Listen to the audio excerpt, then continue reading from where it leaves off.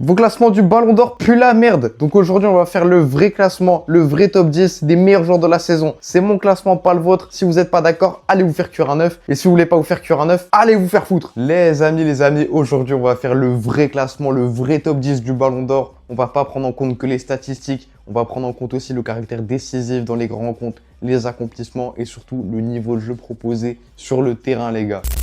Erling Braut Haaland. Alors, il n'a pas fait la meilleure saison de sa vie. En club, il a 0 trophée. Même en sélection, il a 0 trophée. Ceci dit, il a fait une bonne Coupe du Monde. Voilà, on ne peut pas lui retirer ça. Il a fait une bonne Coupe du Monde.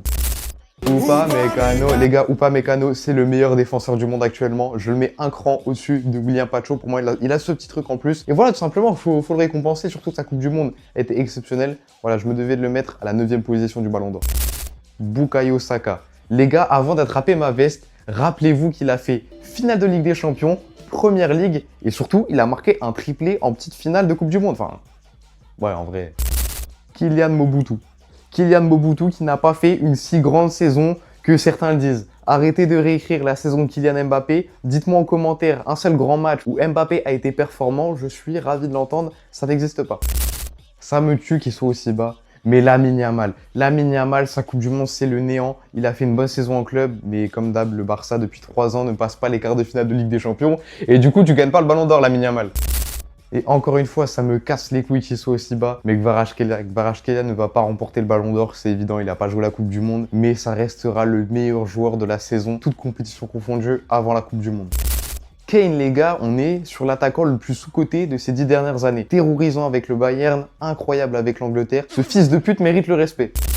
Tout simplement, je ne sais pas qui choisir entre Rodri et Olise. Qui aura la seconde place? Dites-le moi en commentaire. Les deux ont fait une saison stratosphérique. Surtout en Coupe du Monde, c'était incroyable. Voilà, à vous de me dire qui est le second du Ballon d'Or. Et donc, vous l'aurez compris, pour moi, le gagnant du Ballon d'Or France Football, c'est Ousmane Dembélé. Ousmane Dembélé qui a été irréprochable sur tout le long de la saison, que ce soit en Ligue des Champions, où il fait une saison comparable à Kvaratskhelia, et en Coupe du Monde, où ça a été quasiment le meilleur des Français, égalité avec Michael Olise, qui a été très bon lui aussi. Pour moi, c'est lui le plus crédible à remporter le Ballon d'Or. C'est lui qui a le plus d'arguments en tout cas pour remporter le Ballon d'Or. Dites-moi si quelqu'un a franchement les épaules pour dépasser Dembélé, pour éviter qu'il remporte un back-to-back au Ballon d'Or. Voilà, c'était mon classement du Ballon d'Or. N'hésitez pas à lâcher un like et à me dire votre avis ou votre classement en commentaire. Ça fait toujours plaisir, les gars.